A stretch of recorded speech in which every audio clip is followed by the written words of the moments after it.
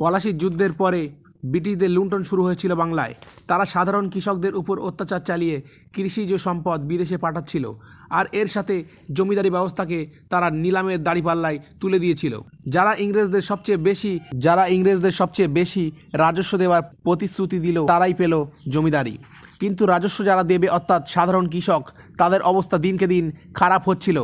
গরিব কৃষকরা দুবেলা দুমুঠো ঠিকমতো খেতেও পাচ্ছিলেন না, আবার কর না দিলে ছিল চাবুকের ঘা। আর এই সময় কৃষকদের উপর অমানবিক অত্যাচারের বিরুদ্ধে রুখে দাঁড়ান বাংলার বীর সন্তান তিতুমির। বিদ্রোহের জন্য প্রয়োজনীয় অর্থ ছিল না ছিল সাহায্য, ছিল শুধু আত্মবিশ্বাস ও সাধারণ কৃষকদের একজোটবদ্ধ শক্তি। তার তৈরি বাঁশের কেল্লা দেখে ব্রিটিশ ও অত্যাচারী জমিদারদের কপালে ভাঁজ পড়ে গিয়েছিল, ভয় পেয়ে গিয়েছিল তার সাহসিকতা দেখে। তো বন্ধুরা, আজকের ভিডিওতে বাংলার বীর সন্তান তিতুমির ও তার তৈরি বাঁশের কেল্লার ইতিহাস আপনাদেরকে শোনাবো। তো তাহলে চলুন ভিডিওটাকে শুরু থেকে শুরু করি। 1757 সালে সিরাজউদ্দৌলার পতনের পর থেকে বাংলার রাজনীতিতে ইস্ট ইন্ডিয়া কোম্পানির প্রভাব শুরু হয়। আর এরপর 1764 সালে ইংরেজরা বক্সারের যুদ্ধ জিতে যায় এবং বাংলা, বিহার ও উড়িষ্যার রাজস্ব আদায়ের অধিকার লাভ করে ফেলে মোগল বাদশার কাছ থেকে। আর এই অনুমতি পাওয়ার পর থেকে ইংরেজদের প্রধান লক্ষ্য হয়ে ওঠে লুট করা। তারা 5 থেকে 6 গুণ রাজস্ব বাড়িয়ে দেয়। শেষে রাজস্ব আদায়ের ঝক্কি এড়াতে জমিদারি নিলামে তুলে দেয়। আর এবার বাংলার সাধারণ মানুষদের উপর শুরু হয় অকথ্য অত্যাচার। বেশি বেশি করে রাজস্ব আদায়, বেশি বেশি ধান গমের পরিবর্তে আফিম আর নীল চাষ করতে কৃষকদের বাধ্য করা হতো। জমিদারদের অত্যাচার সহ্য না করতে পেরে অনেকে আত্মহত্যা করে, আর অনেকে আসামের জঙ্গলে পালিয়েও যায়। এই অত্যাচার যখন চলছিল তখন 1782 সালের 27শে জানুয়ারি বর্তমান পশ্চিমবঙ্গের বাদুড়িয়া এলাকায় মা আবিদা রুকাইয়া খাতুনের কোলে কোল আলো করে জন্ম নেয় সৈয়দ মীর নিসার আলী, যিনি পরবর্তীকালে তিতুমির নামে পরিচিত হন।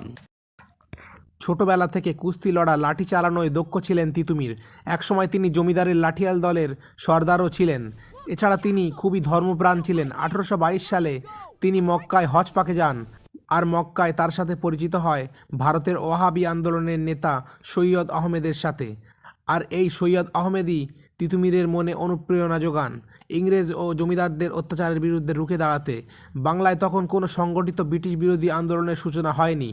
মক্কা থেকে ফিরে এসে তিতুমির নিজেকে ধার্মিক ও সমাজ সংস্কারক হিসেবে তুলে ধরেন। তিনি লক্ষ্য করেন ইংরেজ জমিদার ও নীলকরদের অত্যাচারে সাধারণ মানুষ কোণঠাসা হয়ে গেছে। এরা দরিদ্র মানুষদের জীবিকা নির্বাহের পথ বন্ধ করে দিয়েছিল, রোজগারের অধিকাংশই ছিনতাই করে নিত। প্রথম দিকে তিতুমির শুধুমাত্র মুসলিম ধর্মের অত্যাচারিত লাঞ্ছিত কৃষকদেরকে নিয়ে আন্দোলন শুরু করে, কিন্তু তাতে তিনি অসফল হন এবং তিনি বুঝতে পারেন যে এই আন্দোলনে জাতি, ধর্ম, বর্ণ নির্বিশেষে সকলের যোগদান দরকার। তাই তিনি সকলের কাছে গিয়ে তার উদ্দেশ্য বোঝালেন, আর সবাই তার পাশে এসে দাঁড়ালো। এরপর তিনি জমিদারদের উপর পাল্টা আক্রমণ করলেন।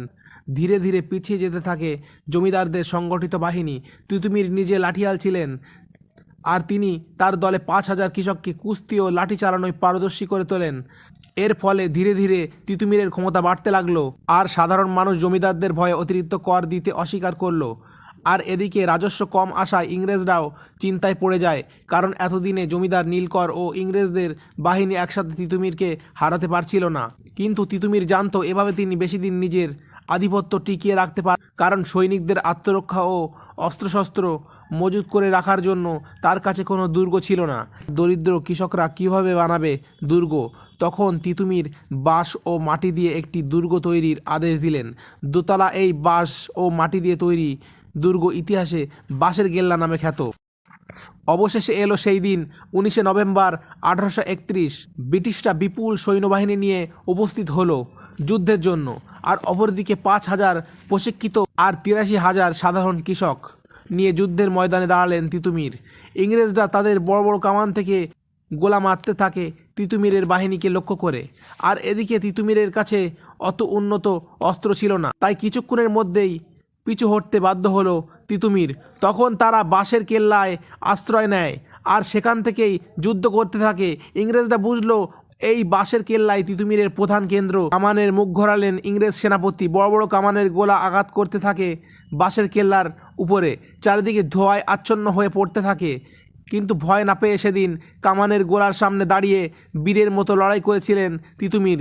শেষে এক গোলার আঘাতে ছিন্ন ভিন্ন হয়ে যায় তিতুমিরের দেহ।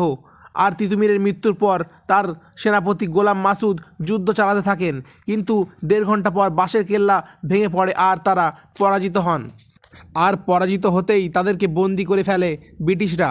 আর তারা তিতুমিরের মৃতদেহকে জ্বালিয়ে দেয়, যাতে তার মৃতদেহকে নিয়ে সৌধ বানাতে না পারে বিদ্রোহীরা। অনেক বন্দীদেরকে ইংরেজরা ফাঁসিও দেয়। তিতুমির সেদিন হেরে গিয়েও যেন জিতে যান, কারণ তিনি যে বিদ্রোহের আগুন জ্বালিয়েছিলেন তা ধীরে ধীরে বাংলা জুড়ে ছড়িয়ে পড়ে। আর ইংরেজরাও প্রথমবার সম্মিলিত আন্দোলন দেখে ভয় পেয়েছিল। তবে বর্তমান ইতিহাসে আজ সেই বঙ্গবীর তিতুমিরকে কতটুকুই বা মনে রাখা হয়েছে। আপনাদের মতে তিতুমির কেমন যোদ্ধা ছিলেন কমেন্ট করে অবশ্যই জানান। আর ভিডিওটা যদি ভালো লেগে থাকে তাহলে অবশ্যই লাইক করুন আর বন্ধুদের মাঝে ছড়িয়ে দিন, যাতে তারাও তিতুমিরের ব্যাপারে জানতে পারে। তো বন্ধুরা, দেখা হবে পরের কোনো ভিডিওতে। ততদিন ভালো থাকবে।